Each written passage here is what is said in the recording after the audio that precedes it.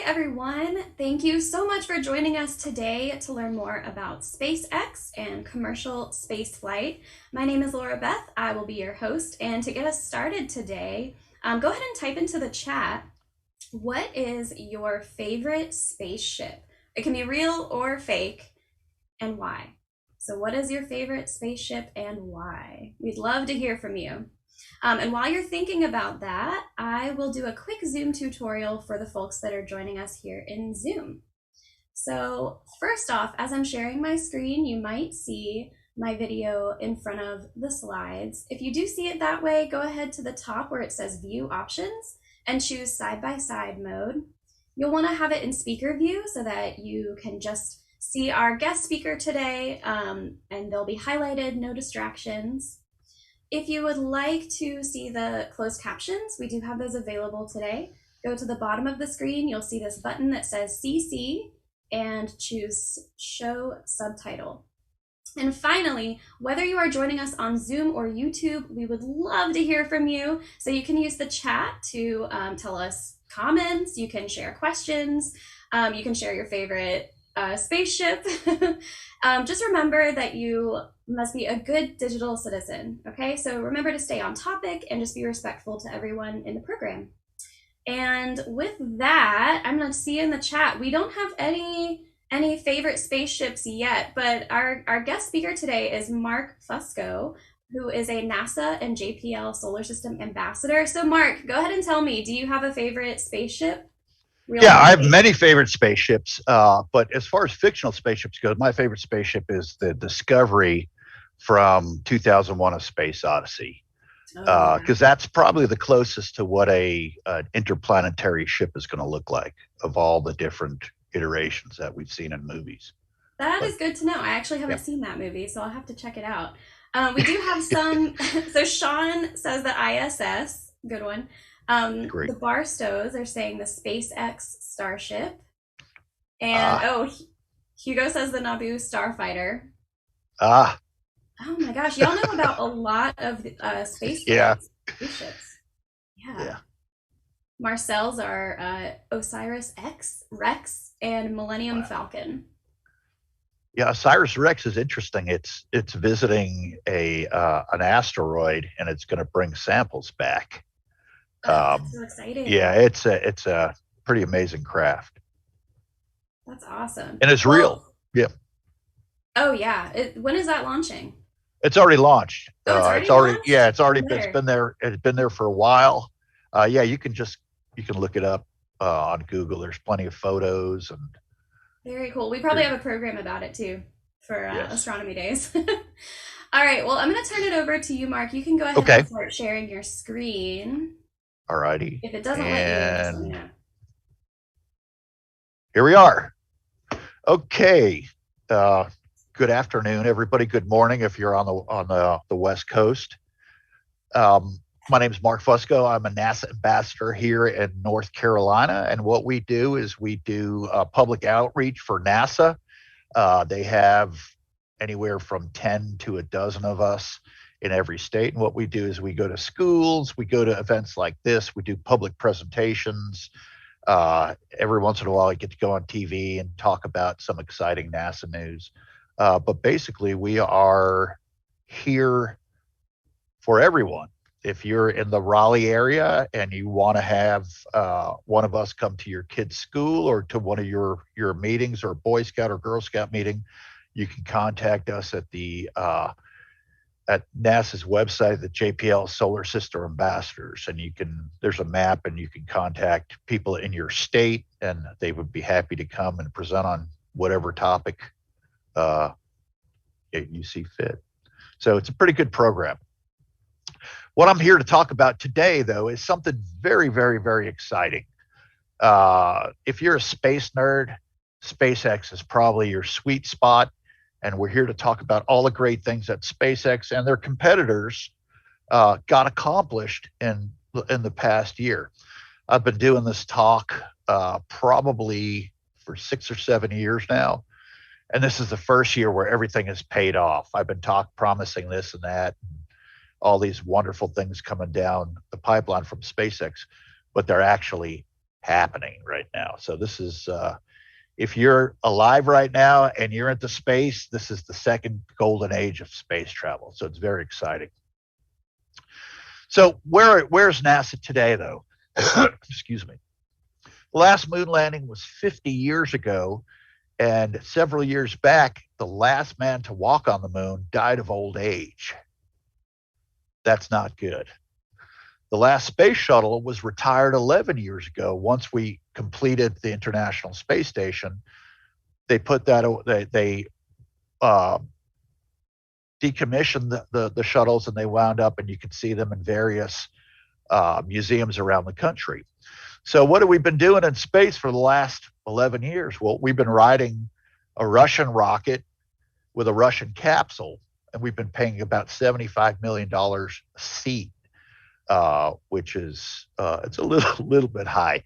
The rocket itself, it was based on the world's first ICBM, the R2, and it's the same rocket that flew Sputnik in 1957.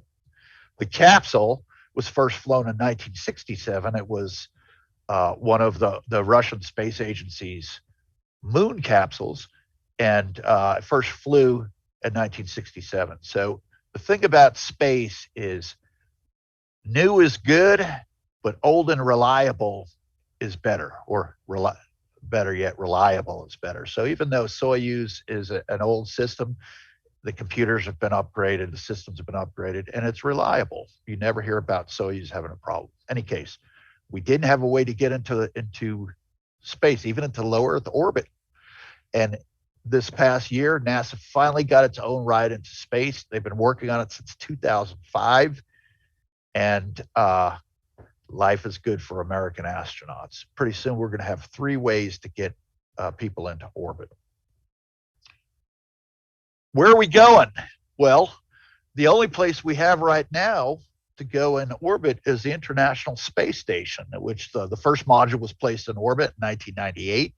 The last one was added in 2011. It took 43 flights.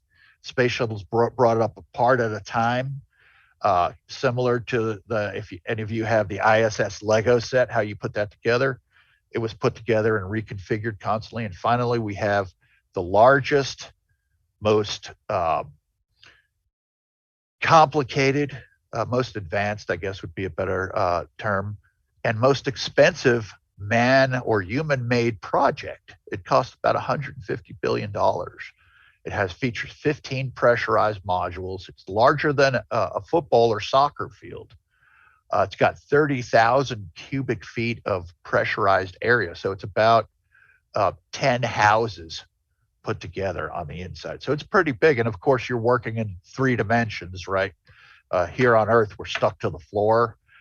In space, you can use every surface if you need to. So that's where we go. And here's a picture of it on orbit. It's brilliant. It's phenomenal. People have gone up for a year at a time. And we found out we've gotten a lot of medical data on what space does to the human body. It's very important because when we go to Mars, it's typically going to be a 2-year mission because of the way the planets line up. So also the space shuttle just got extended for another bunch of years by the Biden administration. So that's good. Originally, it would have been deorbited by now, but they've declared it a national laboratory, the same as Lawrence Livermore Laboratory or Brookhaven National Lab, where they do primary research. So it's a jewel that humanity has. Now, in 2005, NASA made a very bold choice. They decided that, well, we're spending all our money on the space shuttle just going up and back into low Earth orbit. Maybe we should help develop the capability, the private capability, commercial capability to build to build a launch system, a human-carrying launch system that could bring us into orbit, and then we'll just pay for it the way that you would pay for an airline flight, or you take a taxi to or an Uber. So basically, that's what it's become. Getting into orbit is very, very hard. More countries have nuclear weapons and can put people in orbit. But we have developed that capability now, and we now have several companies that can put people into space or will be putting people into space over the next few months. And what that did is it freed NASA up to focus on exploration, to do the heavy lifting, to do the great things like go back to the moon, go to Mars, do exploration with people. The really, really, what I think, the best stuff. But that's what they focused on. And they've built a system. I'm not going to talk about it today, the Space Launch System with the Orion capsule. And that's going to be what they're going to take eventually to Mars. But these private companies, when I first started out this talk, there were about 400 companies working in space, doing business in space. Now it's over 2,000 and growing rapidly. People who build satellites, people who do human space flight, or both orbital and suborbital, people who build rockets, launch vehicles, launch services. Say your college class or your high school class takes a cell phone and they build a CubeSat. You can just call up a company like Space Flight Services and they'll book you a flight the way that you would schedule FedEx to come and pick up a package and deliver it. And then we have some other companies, Space-Based Services, the former DirecTV, now it's AT&T, satellite radio, and also SpaceX and Elon Musk are putting up a constellation of internet routers, and you'll be able to get high-speed internet from your house using a tiny little satellite dish. So that's actually, he's putting them up 60 at a time, these satellites. Space mining and space-based power are two more future-looking areas, but there are companies currently working on solving problems in those areas as we speak. Now, we basically have two commercial services for NASA. We have the commercial resupply services, which resupplies the International Space Station every several months with oxygen, food, water, and then bringing stuff from home. They'll bring fresh fruit, ice cream, stuff that you won't have because they eat pre-prepared food up on the space station. So treats, letters from home, DVDs, they bring all kinds of stuff.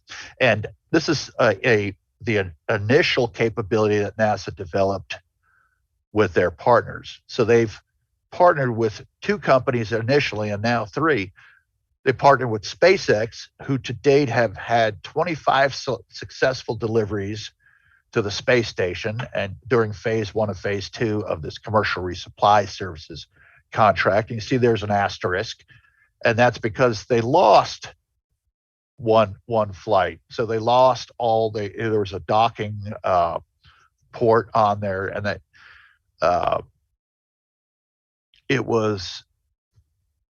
whenever you lose a rocket in the space business, as long as there's no life lost, it's not necessarily a bad thing. The engineers will learn more from a failure than they will from continued success. But that SpaceX rocket is the Dragon cargo capsule and the Falcon 9 rocket. We'll talk about those in a bit.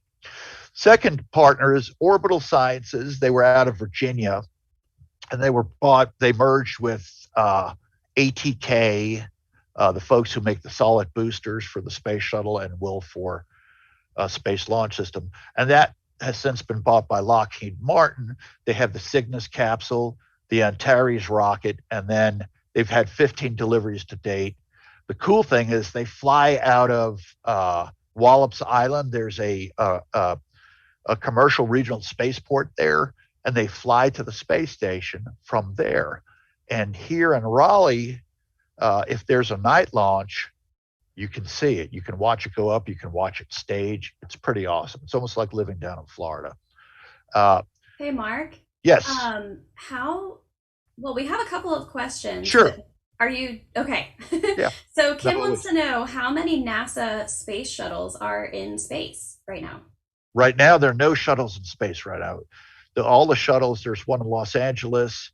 There's one in Washington, D.C. There's one in New York. There's another one somewhere that I can't remember. Oh, down in Florida. And they've all been decommissioned. They took the engines off. They've taken a lot of the electronics out, and they are museum artifacts now. So now, if you're talking about how many people are in space, right now we have 6 people, I believe, on the space station. Right. And we'll talk about that in a little bit. So, and the Chinese, I believe, have people on their space station right now too. Aside from that, there's nobody in space. So maybe in the 6, no more than 10 people, I would think, right now. Now we've had as many as 13 people on the space shuttle when the space, not a space shuttle, I'm sorry, on the space station. The 6 people who were there, and then a visit with 7 more folks on the space shuttle. And it's not very crowded. It's actually pretty cool. If I had time, I would pull a picture up, but you can look that up on the internet. Other question. If it's the size of a football field, I'm sure there's like plenty of Yes. room to spread out. Yeah, yes. So I was also curious, how do you find out here in Raleigh when you'll be able to see, what you were just Stuff talking like that? about? Yeah. The flyover, yeah. The best place, well, if you want to see the space station come over, which it comes over pretty much every other week at night, it goes around the Earth every 90 minutes, so it's constantly passing over us. But every once in a while at night, the geometry is right, so the sun will hit the solar panels, that'll reflect off and hit Raleigh, and you can see it, 6 minutes going across the sky. You can subscribe to NASA. If you Google space station sightings, something along those lines, NASA has a service where they'll send you a text, the day of a pass. They'll tell you where to look, when to look, and how long it's going to be going over. Very cool. Yeah. And I just wanted to let you know that there's a lot of love from our participants right now for the space station. We've got a few who have the Lego space station. Yeah. Yeah. A few that have seen it pass over. Yeah. It's wonderful. Yeah. All right. That's it for now. All right. So back to Orbital Sciences. They've made 15 deliveries to date, and and you see the asterisk. They've also lost one.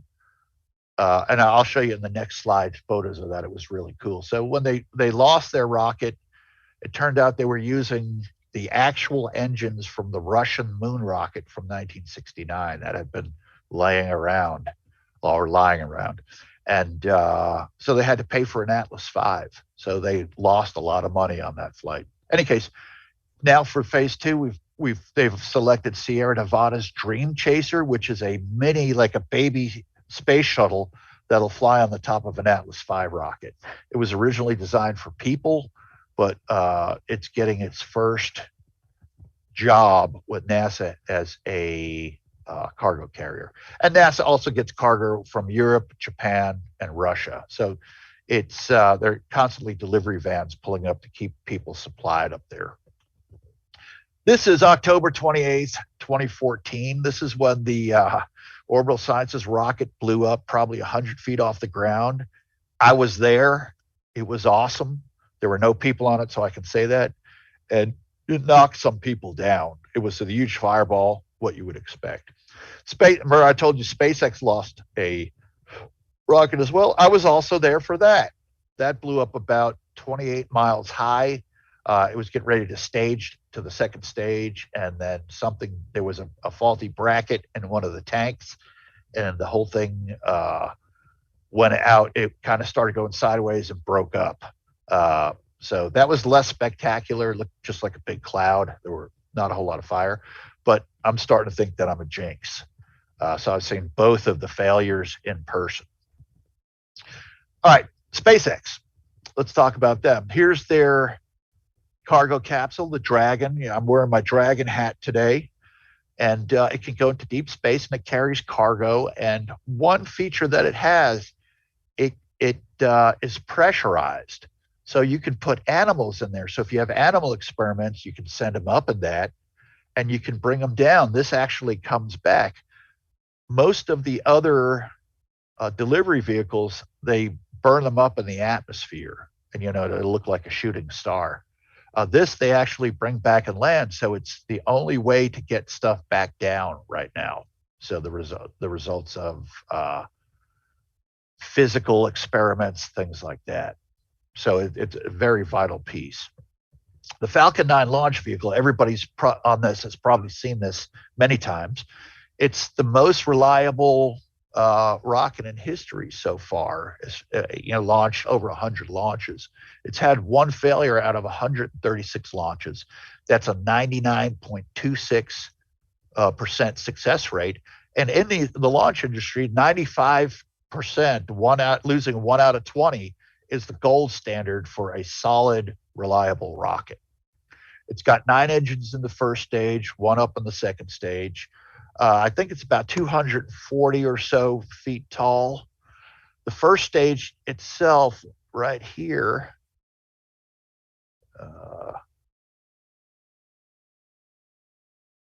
that first stage right there is 100% reusable.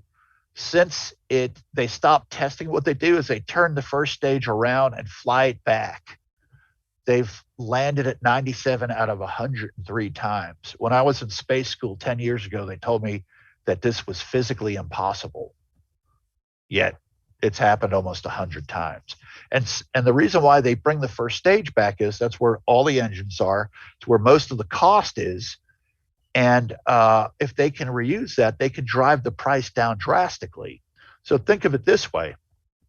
If we all decide we're going to fly down to Kennedy Space Center, and we take a plane, we buy our ticket, and the jetliner that may cost $100 million or $40 million, whatever it is, gets thrown away after every flight. Just how expensive would a ticket be? It would be over $1 million to fly down there for each person. So they use planes more than once, and that's what the issue was with rocket launches. Every rocket was a one-time or one-use rocket. The space shuttle was a little different. It was partially reusable, but that's a story for another talk. What this has done is it's driven the price down from about 60 million. And if you agree to launch on a pre-used first stage, they'll knock 10 or $15 million off of that. If you compare that to before SpaceX started doing this in the past 10 years, you would have to get an Atlas V, which costs anywhere from $200 to $300 million a launch. So we went from that to potentially $45 million to launch the same payload. That's a big discount.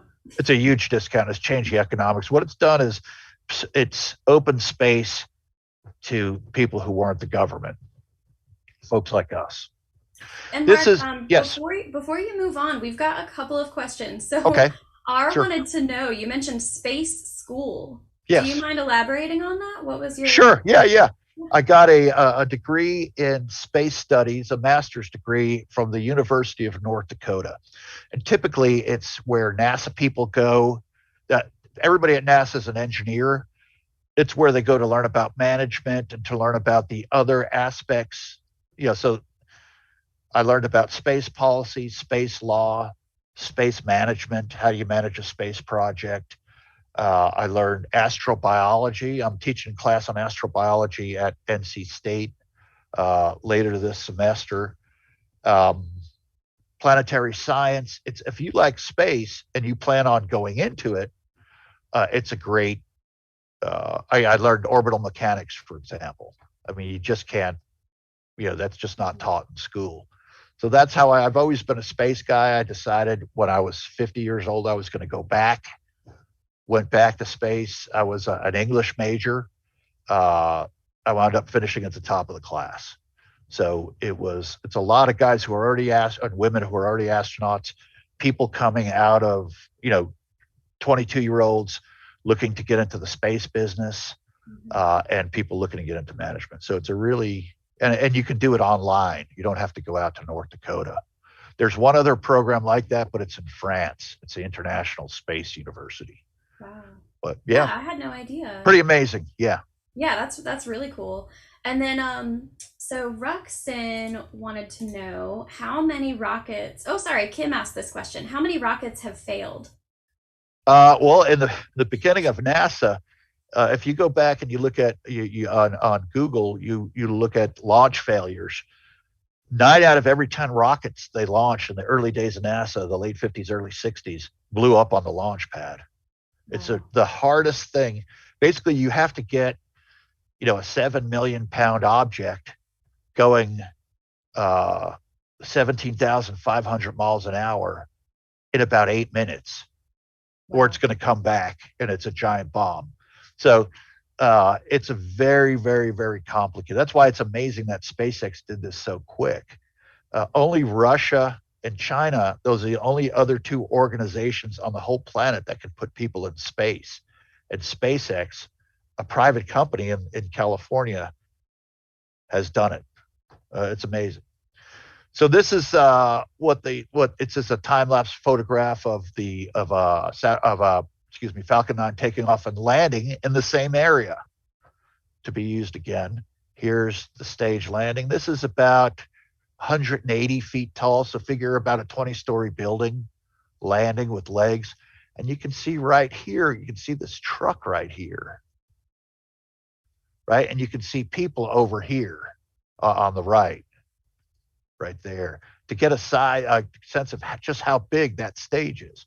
It's going about 7,000 miles an hour. They turn it around and fly it back and land it on either a robotic barge or right next to the launch pad at Kennedy Space Center. So it's amazing.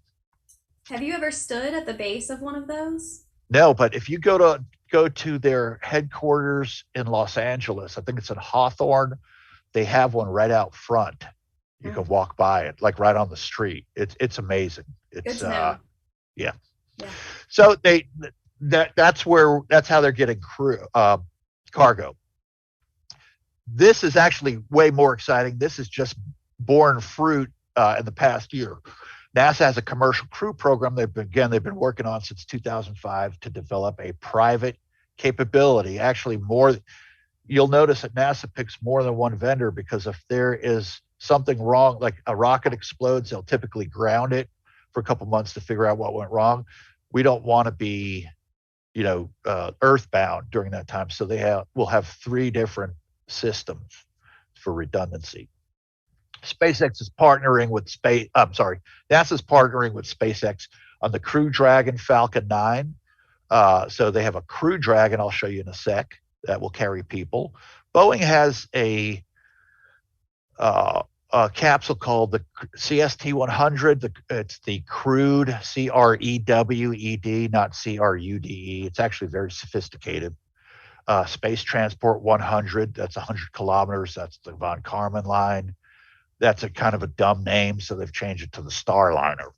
And that will fly on their Atlas V, so they own both pieces of that. So the Crew Dragon capsule can carry up to 7 people. It could have a powered landing.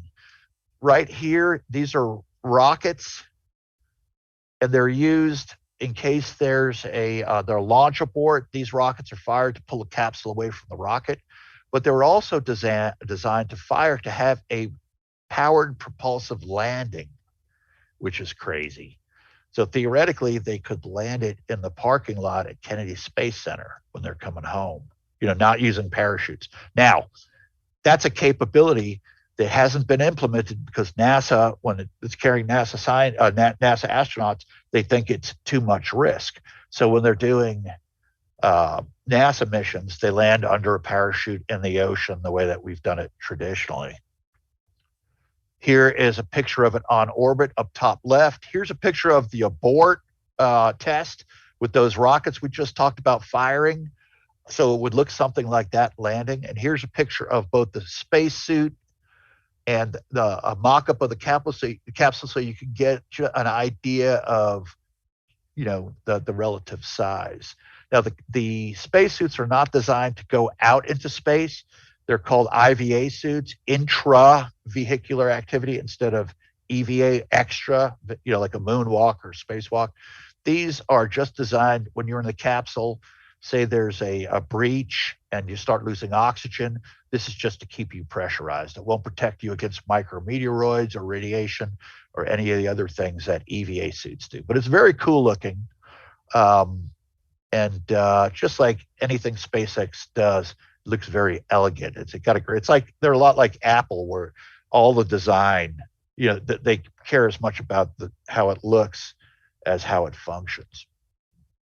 Here's the interior on the left. Elon Musk, who also owns Tesla, used Tesla engineers who designed the interior on that car to make this, and it's very cool. And if you've ever seen what the space shuttle looked like, they had about 2,500 switches and gauges on the inside, and Apollo had about 450. There are no gauges or anything anywhere except on this control panel on the lower right that the two pilots will look at. And as far as physical buttons, there's only about 20, and you can see them in the center console. And those are for things like abort, cut the engines, things that are really, really, really important that you don't want to have to be fumbling around to find, where everything else is presented on very large touch screens. And what the software does is it gives you one of the things NASA does is they want to get the pilot the data that they need at the time and the situation that they're in. So there's a lot of displays come up automatically, but they can, at the same time, they can call up whatever they want. So it's a very, again, elegant system. It was first tested in May of 2020 in space. We had astronauts Doug and Bob, they call them. So it's Doug and Bob. It was very informal, and they flew up on the Demo 2 flight, and they went up for a 64-day mission to the ISS. And here are some photos. There's a launch on the left. On the upper right, they're giving us a thumbs up while they're on orbit. Lower left, they're docking with the space station. And lower right is how they were recovered. And in the old days, when we had, up until Apollo, before we had the space shuttle, we had the gumdrop capsules, and they landed in the ocean. And we would have a carrier fleet out there, an aircraft carrier with all the support ships, just to pick up 3 guys. Well, now SpaceX, they bought a special, or I don't know if they bought it or built it, but they have a special ship that will follow it around, and then when it lands, this right here is a crane, and they'll hook it up to here, and they'll pull it out of the water and put it on this cradle and drive it back home. So it's a self-contained operation. SpaceX has done a great job. And there's a quick question from Sure. Marcel. Did SpaceX get anything into space before partnering with NASA? Yes. SpaceX got they got their Falcon 1, their final flight was successful. And then they paid for all of this stuff on their own dime. Let me qualify that. They paid for the development of Falcon 9 using their own money. Now, the way that it works, a lot of people think that they're living off the government. The government is a customer. Government pays them for a flight. They have milestones that they have to meet to get paid, and it's a contract just like any other business agreement. SpaceX only does 25% of their business with the U.S. government. They do 25% with U.S. private companies, 25% with foreign governments, and 25% with foreign companies, to put communication satellites. It's the healthiest book of business of any space company, and they're winning most of the contracts for flights. Mm-hmm. So since that demo flight, they've flown 4 successful human spaceflight missions. The first one was docked at the space station for 6 months, and it's the longest space flight for any U.S. vehicle. The second one, in April of last year, reused the Demo 2, so Bob and Doug's capsule and the first stage booster, they flew again. So that reduced the price. The third flight the third standard mission was anything but standard. It had nothing to do with NASA.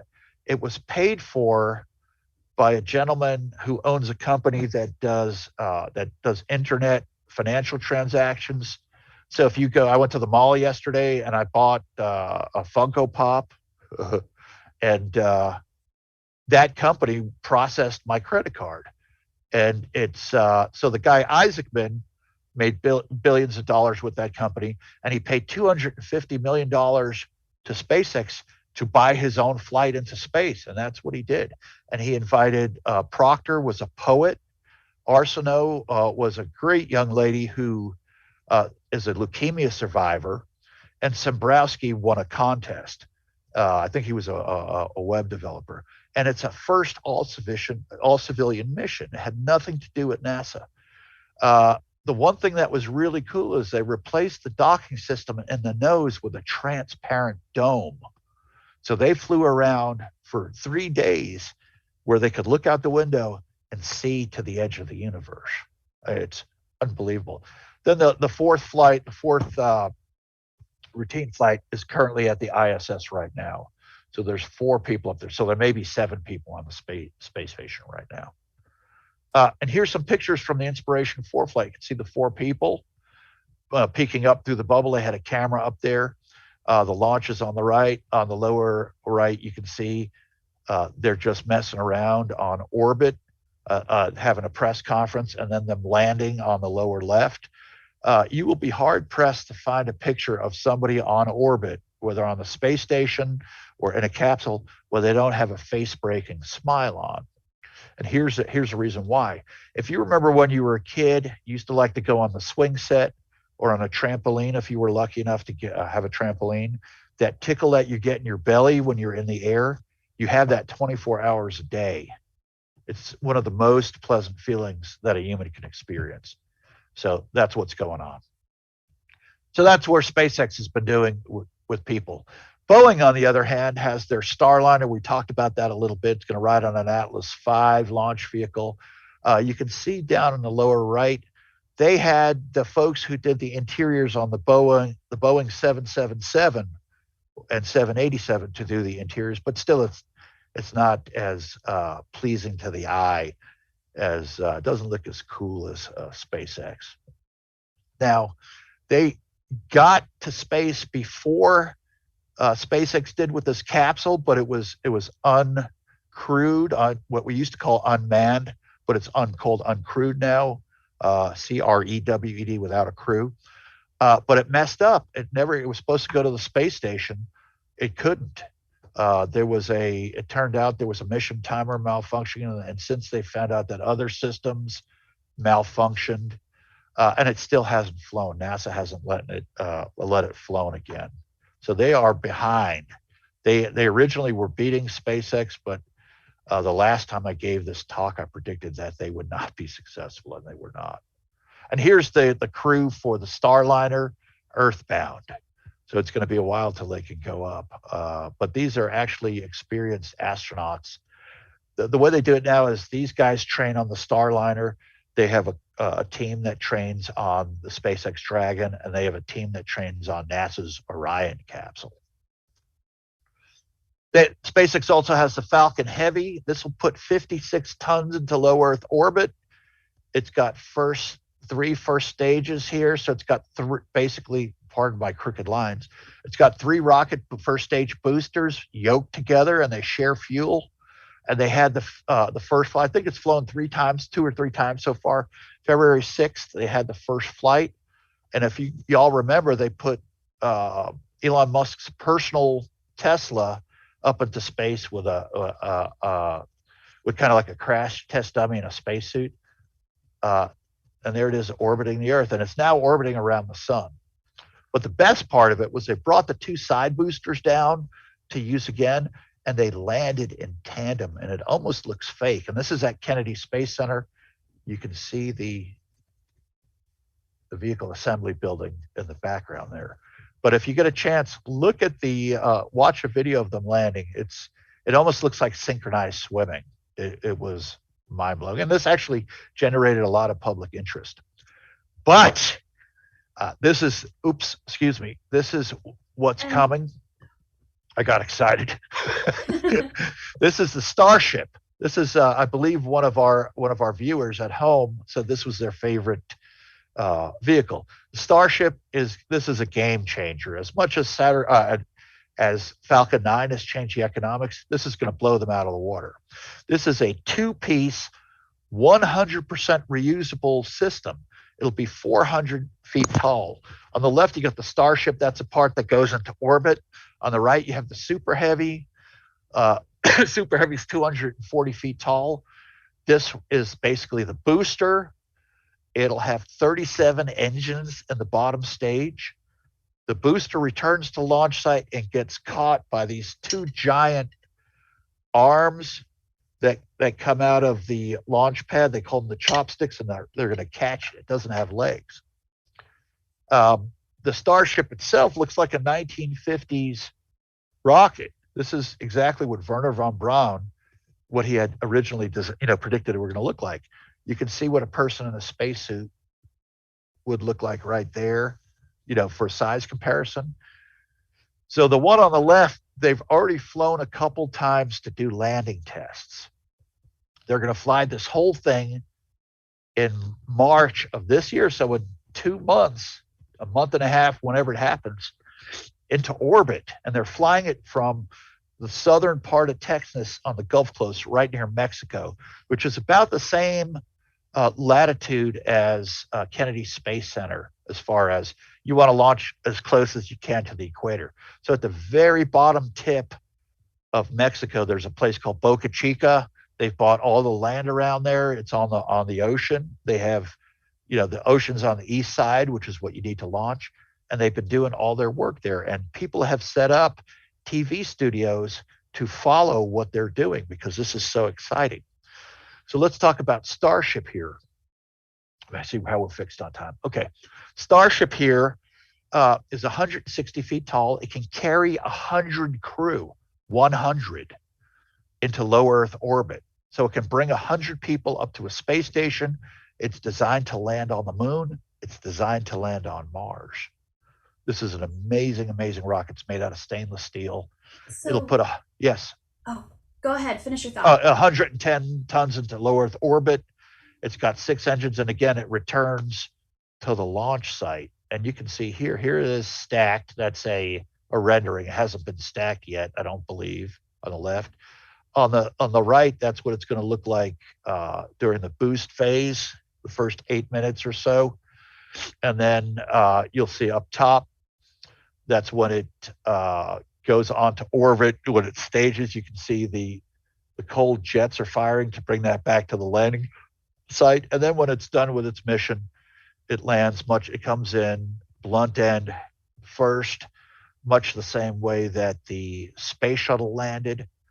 And then it comes down, and at the very, very end, it executes this really cool maneuver and lands on its hind legs, on its fins, the way that God and Robert Heinlein wanted it. Wow. Yes. So this is what it looks like. This is it being tested in Boca Chica, Texas. They call the place that they bought Starbase now, and it's actually got, I'm sure many of the people watching this have been following this very closely. You can see there's tons of construction. This is one of the biggest cranes ever built. And then on the bottom, you can see here is Starship. Here's the super heavy booster.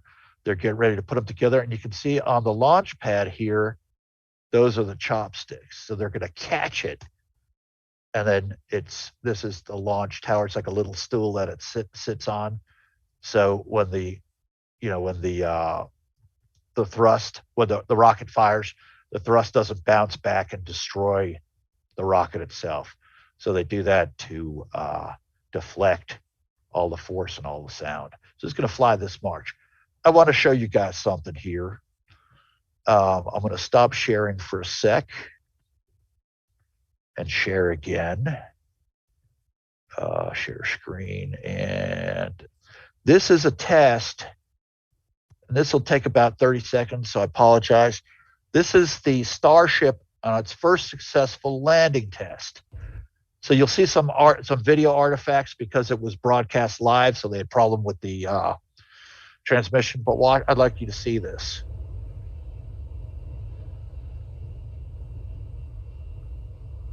So that's it looking from the front to the back. And it's falling, and the resistance from the air is breaking its fall. There the engines are getting ready to fire up for the landing.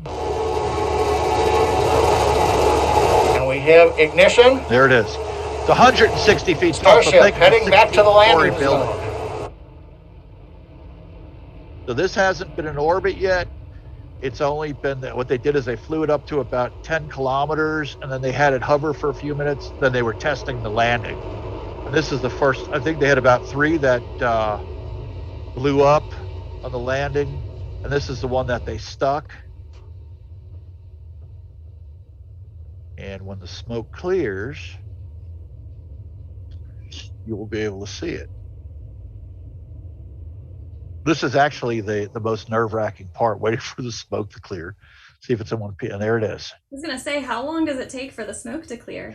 Yeah, it depends. Well, it's on the beach, so it's relatively windy, and you can see how the fuel being vented is blowing. So it was a lot. Survey's flight control has confirmed, as you can see on the live video, we are smoke. down the. All right, so I wanted to show you that. To me, that looks that is an incredible video. And we have a participant who, okay. Well, several participants noticed that it was on fire at the end. So is that normal? Or? It is normal, yeah. Okay. Even the Falcon 9, when it lands, there's still, what it is, it's not it's excess fuel.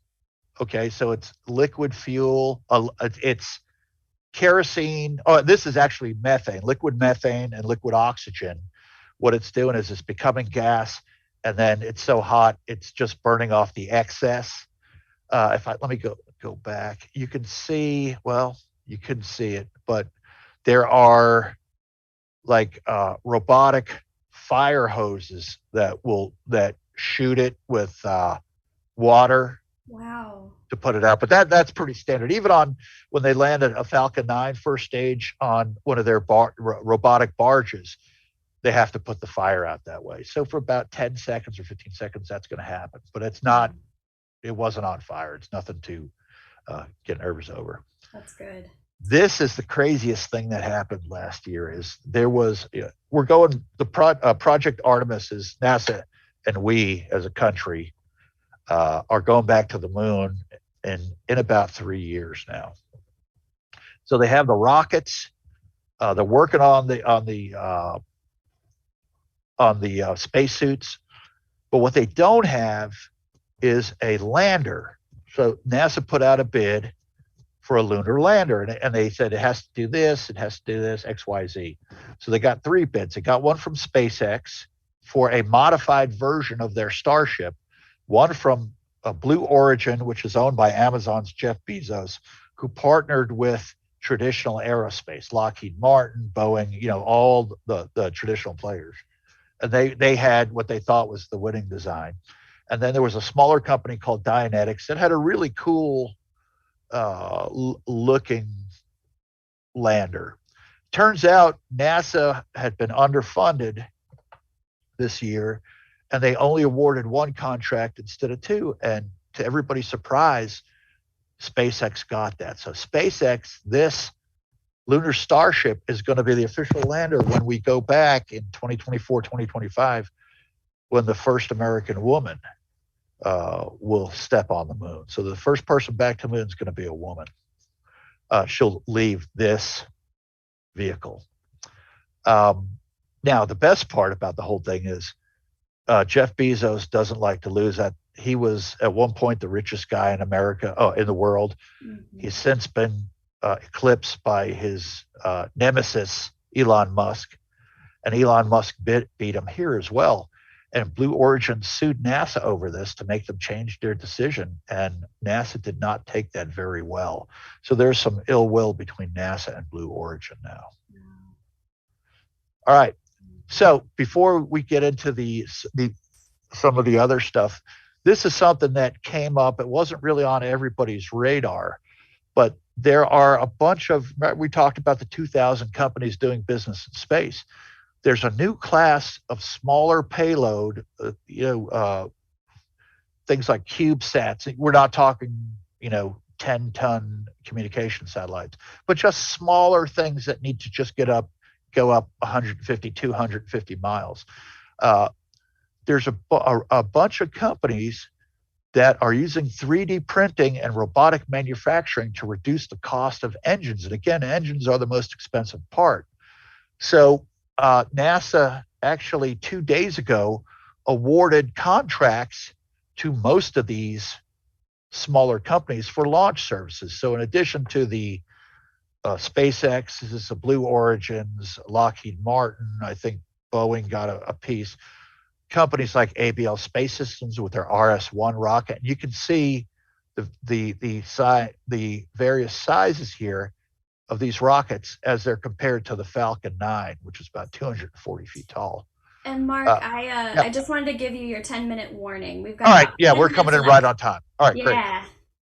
Astra Space has Rocket 3. It's 38 feet tall. Firefly Aerospace has Alpha. These guys did not get a NASA contract for some reason, but they're one of the folks farthest along. So most of these guys have already launched into orbit. Some of them have tried a couple times and have lost them on the launch pad, but we expect in the next 6 months that they will all be launched. And one of the cool companies here, and it's a cool, these others, I think Rocket Lab launches in Australia or New Zealand, but Virgin Orbit, what they've done is they've built one of the world's largest planes. And let me see, do I have a picture? No. It's one of the world's largest planes, and they put this rocket right here underneath one of the wings, and they fly it up to about 40,000 feet and then launch it from there. Oh, Mark, your audio went out. I think your headphone. How about that? There we go. Okay. So what happens is they take the plane up to about 40,000 feet, and then they launch a rocket from there. And what it's done is the plane itself has done all the heavy lifting against the Earth's gravity well. So you could put a smaller rocket into space it's similar to what we did with NASA's F-16 in the 60s. They dropped it from a B-52. So that's what they're doing. And I believe they're out of, I want to say, Alabama. I think they're out of Huntsville. So anyway, 12 companies got a contract for this. So these guys are going to have money coming in, and it's not like the Wild West, but the competition is heating up, which is great. Competition drives prices down. Now, suborbital companies. We have a couple of suborbital companies, and these have been, after trying for 10 years to put tourists into orbit, they finally succeeded. So the first one is Blue Origin. This is Jeff Bezos's company, and he's built a ship called the New Shepard, and it's Shepherd, not like a German Shepherd or shepherds out in the fields. It's Shepherd as an Alan Shepard, the first American in space. He funded it himself. He gives them $1 billion every year, so nobody else really invests in Blue Origin. He has plans for an orbital rocket, but that's been put on hold. He's had problems with that. But to get up into space, it's typically, all in all, a half hour to 45-minute trip, including 3 minutes of weightlessness, $250,000. That is out of most of our price ranges. And so right now they're flying corporate CEOs, folks like that up. But it's flown 3 times with a crew in 2021. And you can see the rocket here, it launches, it's got the capsule on the top, and then the rocket comes straight down the same way that Falcon 9, the first stage, does what's called a suicide burn. It fires its engines at the very end and lands, and it can be flown several times a day. The people are in this capsule, which kind of looks like a gondola if you've ever been in a really large Ferris wheel.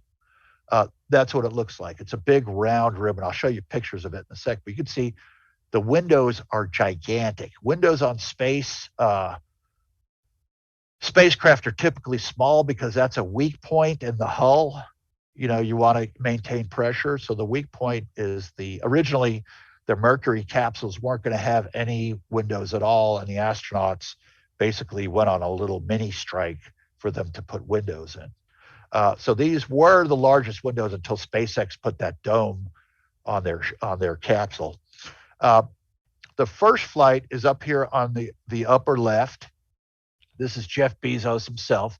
They're all playing around during their weightlessness. You can see on the right there it is taking off. and it takes off at I believe it takes off from New Mexico. There's a commercial spaceport there. The second flight had William Shatner, our lovable Captain Kirk, on it. And here he is looking out the window while they're weightless. And then if you ever watch a video of this, when he lands, it's really the first time they sent someone up with the heart and the perception of an artist. He's an actor. He sees these he's in tune with his emotions. When he came back, he gave the greatest description of how miraculous it was, what it was like to go through the atmosphere and how thin it was. And he was gushing, and it was wonderful until Jeff Bezos started squirting him with champagne to shut the whole thing down. I would highly recommend watching it. The most recent flight had Michael Strahan, the former New York Giants Hall of Fame football player. He was on the flight. And yesterday, I saw on Reddit, they released a video of the entire flight. So you can see when they get in, when they're strapped in, their nervous chatter before they leave, what it's like when they're boosting. And Alan Shepard's daughter flew on that one. So she flew basically the same flight that her dad flew. This is suborbital. It just goes up to the edge of space and comes straight down, right? We first went into space suborbitally in 1944. The German V2 did it. Orbital is several orders of magnitude higher. Instead of going about 5,000 miles an hour, you're going 17,500. It's a totally different kettle of fish. What SpaceX does is way harder than what Bezos's crew does. But this is the only way folks like us at the moment can get into space. And then we have. I'm so sorry. I have to cut you off a little bit early because we got to wrap things up. All right. Our next topic starts at 3. Okay. And I know we've got most of the folks that are joining us here want to see that topic as well. All right. Cool. So, but thank you so much, Mark, for sharing your expertise. And this is the last slide, by the way. So. Oh, perfect. Yeah. Okay. Yeah. Do you want to finish your thought? Sure. This was the other one. You can see it's. Here's the actual rocket. It's brought up to about 40,000 feet, then dropped, and it fires and it goes up into space. And this is Richard Branson, another billionaire. This is when they start talking about the Billionaire Boys Club building rockets. This is him after 10 years of working on this, floating weightlessness, giggling like a little boy, successful. That has not flown since it flew during July. So 2021 was the best year ever for U.S. commercial space. Thank you. Here's my information. Awesome. In case I know, I'm so excited. I feel like, oh, thank you. Yes. Yeah. So, folks, thank you so much for joining us. Mark, thank you for sharing your expertise. And this got me really excited about going into space, which is something that I haven't really been excited about in the past, to be honest. Yeah, chances are if you're a kid now, you there's a pretty good chance you can do your honeymoon on orbit. Oh, yeah. Oh, well, okay. Y'all have something to look forward to. And I do want to remind you all that we have Astronomy Days hoodies and t-shirts for sale right now. You can get a free one if you join or renew your Friends of the Museum membership. We also want to thank our sponsors, the North Carolina Space Grant and Pepsi. And of course, we want to thank our Friends of the Museum members for helping support our programs every single day. So bye, everyone. Have a great day. Bye, Mark. Bye-bye.